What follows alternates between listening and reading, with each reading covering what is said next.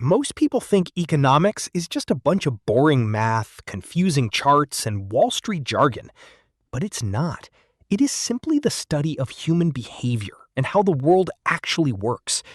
I just spent the last 2 weeks reading a 700-page masterpiece by Stanford economist Thomas Sowell called Basic Economics. By the end of this video, you will understand why. Well-intentioned laws often hurt the exact people they are trying to help, why free things cost the most, and why chasing good intentions instead of looking at rewards will ruin your business. Once you see the proof, you can't unsee it. Let us start. Number 1. There are no solutions, only trade-offs. Let's say you have $10. You want a Starbucks, a burger, and a movie ticket. Can you have all three? No. $10 is $10. You get the Starbucks, you skip the burger. You get the burger, forget the movie. Every single choice means giving up something else. That's a trade-off. Sowell explains that this isn't just about personal finance. It is how the entire world works. The real question is not, can I afford this? It's, what am I giving up to get this? For example, you buy a BMW for $50,000. You feel like you made it. But if you bought a Toyota Corolla for $20,000 instead and invested the extra $30,000, in 30 years, you were looking at almost $250,000. That BMW didn't cost you $50,000. It cost you $250,000.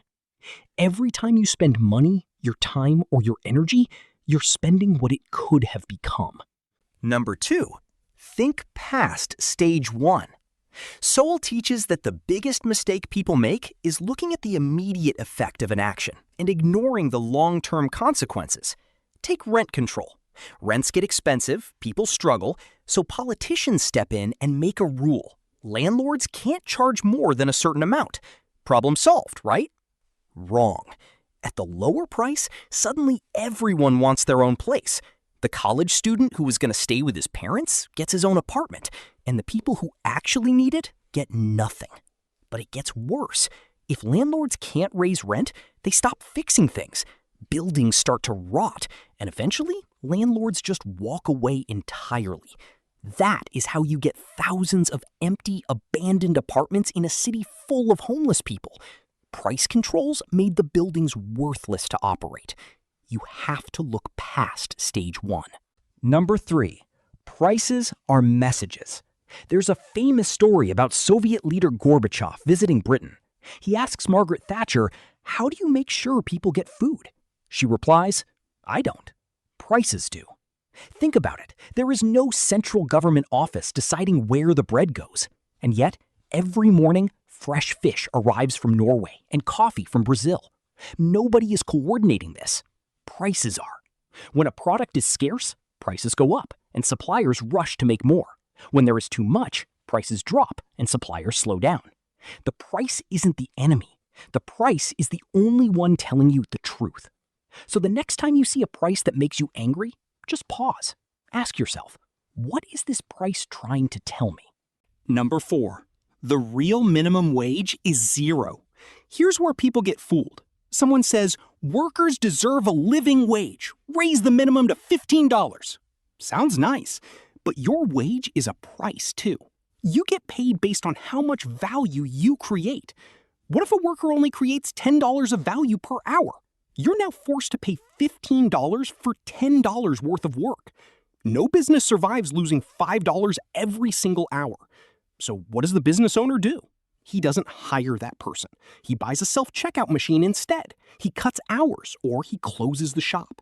The true minimum wage isn't what the government dictates. It's $0, which is exactly what you earn when you are priced out of a job. Number 5. People respond to rewards, not intentions. The year is 2008. The state of Maryland needs money, so they decide to tax rich people more. They do the math on their 8,000 millionaires and say if we raise their taxes, we'll collect $106 million more every year. Here's what actually happened. Year 2, somebody counts the millionaires again. There were only 6,000 left. 2,000 millionaires had just vanished. They moved somewhere else, and they took their businesses and jobs with them. Instead of gaining $106 million, Maryland actually lost $257 million in total tax revenue. The lesson here is critical. Intentions don't matter. Rewards do.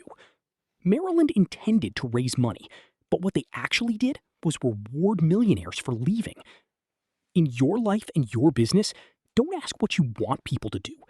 Ask what you're rewarding them to do. This whole video comes down to seeing what is invisible to everyone else. Understanding economics won't make you rich, but it will make you impossible to fool. You just traded a few minutes of your life to watch this video. I hope it was worth it. If it was, subscribe and like. Thanks for watching.